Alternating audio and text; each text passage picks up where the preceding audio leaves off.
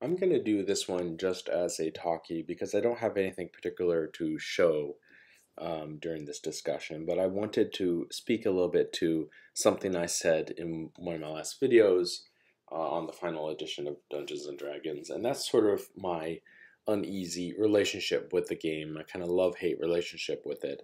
I should preface this by saying I've been playing D&D since I was quite young, certainly over a quarter century, well over a quarter century, and I was aware of these problems at various levels and various stages of that timeline. And it's still a game that I feel very nostalgic about, simply because I did play it when I was younger. But it's becoming more and more difficult for me to get over some of the issues I have with it. I think I can divide the types of problems I have with D&D into two separate categories. The first is one that is purely kind of mechanical and concrete, and we'll talk about that first. And then there's a more nebulous and hard to pin down problem, which nevertheless is I see it again and again as being there. Both of these are sort of weirdly innate problems. So the more concrete mechanical one is something that I think people noticed very early on, and that is that D&D is really a game about player empowerment, and it's really the system is set up really to reward and empower players, and the person running the game just sort of is a facilitator for the players to have that experience. Now, that might not be your experience exactly, uh, and certainly a dungeon master, someone running the game, can have fun doing certain things in the game, but nevertheless, I think that is despite or in spite of the mechanisms of the game really just focusing on the experience of the players, and in this really sort of um, reductive way. So if you think about D&D, the game is really oriented towards um, handing out experience and wealth and treasure. That's sort of the point of the game. No matter how you play it, you will be advancing, and advancement is along sort of levels, right? And higher levels are more powerful than lower levels. And certainly when you get magic items, that represents different kinds of advancements that's outside of the level system, um, that is given by experience. Wealth, there's also wealth involved where you earn lots of coin and gems and things like that through adventuring. Although I think that's in some ways becoming less and less important as the play styles of D&D evolve, such that wealth and land, for example, and dominions are less important, it seems, in modern play styles. And I include in that OSR type play styles. We can talk about that as well. So this is sort of an irreducible thing in D&D, that you can have lots of things. You have stories and battles and challenges and plot twists and everything else, exploration and everything else. But at the end of the day, what's underneath all of these things is this linear progression of power. And perhaps you can make the game also increasingly challenging for the players, but at no point are you expected to sort of just level drain your players down to level 1, or have a magic draining creature destroy all of their magic items. You could do that, but I think you'd be facing a player revolt, because when they sit down to play D&D, my experience over 25 years is that they expect to eventually get more and more powerful. They do not expect to go backwards. And this was seen as kind of a problem, I think, early on. You see Gary Gygax, for example, in the Dungeon Master's Guide, uh, going out of his way, and through Dragon magazines and stuff, articles, to go out of his way to put restrictions on players, to say, just have this sort of adversarial mood towards them and say, well, you got to, you have to lock things down, you have to not allow them to do this, and you have to restrict this and limit that. But to me, that was just sort of a patching up of the symptoms and not of the problem. The problem of D&D really is that at its core, it's about level advancement, progression, and player empowerment and player entitlement, ultimately. And you also see the early responses to this in many of the other games that started to emerge in the 80s, or not even earlier, right? We can actually think of Traveller, which I believe came out in '77, and certainly in Mega Traveller, for example, came out in '87. So we see in Traveller a system where you don't really improve the player characters much. They don't really get better at anything. There's no experience. There's not really magical items either. I mean, you can get a power suit or something like that, and a laser rifle or something, and certainly that does make you more of a threat in the universe. But it's nothing akin to a magic item that lets you just do supernatural, physics-defying things. There's always sort of limits placed on you, and you certainly don't get more powerful. You do get wealthier, and I think that's less of a problem. But if you take a look at games like Call of Cthulhu, which emerged, I think, in the early '80s, '81 or something like that.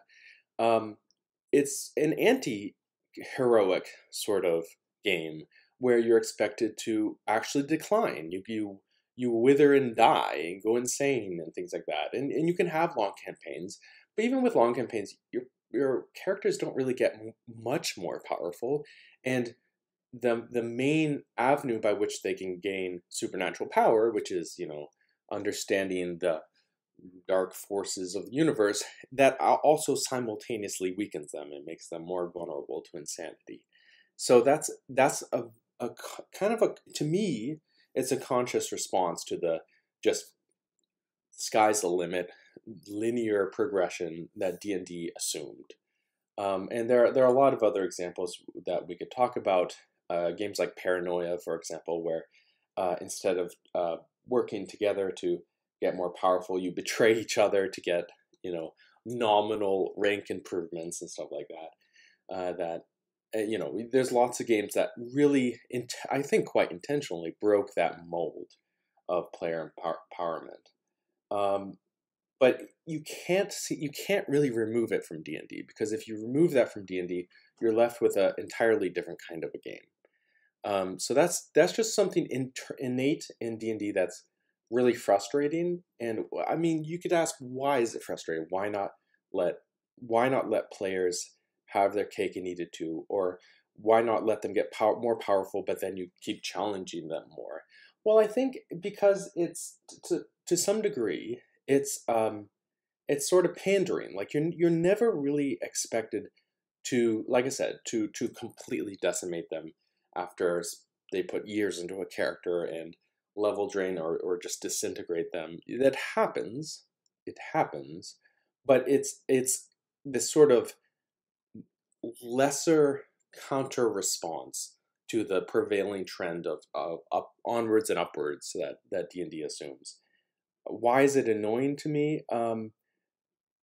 Because it's overly preferential. Like what you're just basically providing a soapbox for players to indulge in sort of self-gratifying fantasies, which is frankly weird. It's a weird thing for me to prostitute my time to make people feel better about a fantasy version of themselves. It's not really something. That's not what I do when I sit down to play Monopoly. I sit down to play Monopoly to win, and I don't like Monopoly, but that's for entirely different reasons. If you normally you sit down and you play a game, and everyone tries to beat each other, right? That's a normal format for a game. Or you have two teams, and that each team tries to win. But D&D is not like that. It's basically just this weird um, uh, crutch for people that want to, fantasize about a life they cannot have or something like that, or a person they cannot be. And that kind of brings us to the second, more nebulous problem that I have with Dungeons and Dragons, which is that it inevitably attracts a certain kind of an individual, um, uh, or associates with a certain kind of a culture. Um, and we will call this individual, for the purpose of this discussion, we'll call them the weirdo. Now, I want to tread carefully here. I don't want to cause unnecessary insult. I don't mean to make broad accusations about the entire community or anyone who has ever role played, and I'm not talking about you specifically, the listener. But I think that this is a type, a personality type that everyone is probably familiar with, and that is someone who really sees role playing games, and frequently done in Dungeons and Dragons specifically, as a venue and a permissive space to indulge in things that are untoward or borderline, and they love to push things to that line or even over them. Now, this is kind of behavior that certainly wouldn't be tolerated in the public, right? It wouldn't be something that would be considered acceptable in the public, in a public space. It wouldn't be acceptable if everyone was just sitting down to play Monopoly. It would be outside of the borders, the boundaries. But there's something about role playing games that they create this permissive space.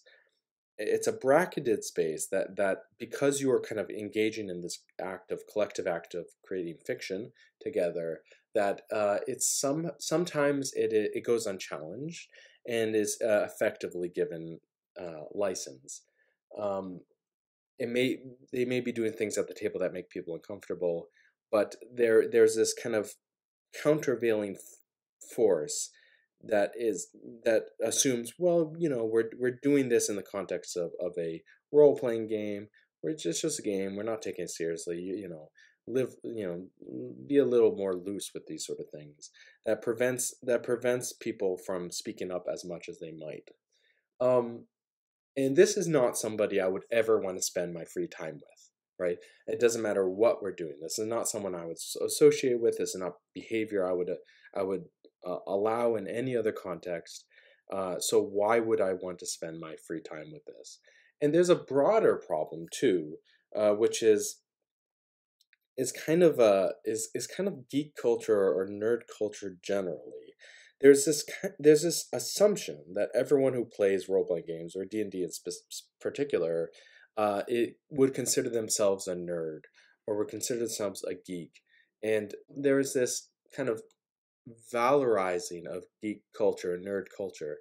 Um, that it's just not something I associate with.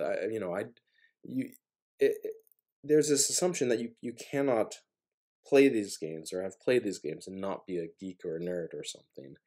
Um, and and I think this comes from the elements of role playing games and D&D in particular that really delve into the weirdness, or delve into like things that are very alternative and outside of the scope of normal society. It's that facet of D&D that really privileges this sort of weird and untoward subcultures. Um, and we see that in the 80s and the 1980s, basically because the D&D of the 1980s was very influenced by the so-called Appendix N of weird science, and all these kind of pulp magazines and rags that had these stories that you know were disturbing in more ways than one, and they're meant to there that was a cultural space coming out of the 50s, 60s, and 70s that was very much meant to be alternative and underground. And D&D in the 80s was very much influenced by that and celebrated today by certain segments of the role-playing game community for that reason. And in since the 2000s with Wizards of the Coast, they have increasingly done the same in different ways, right? It's very much a celebration what is weird and unusual and quite different about geeks and nerds. And I don't see myself in any of that, right? I grew up with D&D in the 1990s. In 1990s D&D, which was second edition of Advanced D&D and like the classic D&D box sets, they were very much a response to the Satanic Panic. And this conversation is going to get a little silly, but maybe not so. I'm not entirely certain that I'm being humorous here, in that I see a lot of good things that came out of the Satanic Panic, which was creating a space for a more normal D&D. Now you can call it bowdlerized, you can call it milk toast, you can call it sort of defanged, right? This second edition D&D as something that kind of removes or softens the elements of the weird aspects of D&D which actually started to change when Wizards of the Coast bought the game in '97 or '98. But it had this more normalized version of D&D, and today I think that's why second edition doesn't really fit in with the new school stuff, because it really is advanced D&D at its heart, and it doesn't fit in with the old school stuff because it's not weird, right? It's very mundane in its stylings and its aesthetics. And I recently saw a blog post where somebody was saying that second edition is not properly old school. It doesn't belong in the OSR, and I think they meant to be dishing on AD&D second edition. But I find that I was quite elated. I found that quite comforting, because it meant second edition was its own thing. It wasn't old school. It wasn't new school. I don't want it to be overly associated with geek subcultures and nerdiness, modern or old.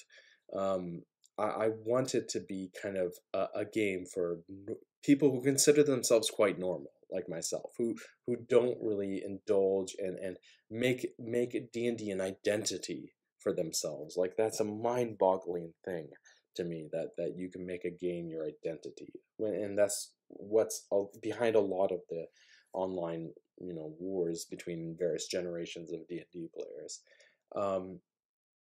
I don't play a lot of D&D anymore, but if I did, I would stick to second edition for that reason. It feels like something that is held apart from these the conflicts within these subcultures, because it's not really, in many respects, it's not really a part of them. And to me, that's a good thing that came out of the Satanic Panic. It was this creation of this normal D&D for normal people, people who didn't have to think of themselves as freaks and geeks and whatever.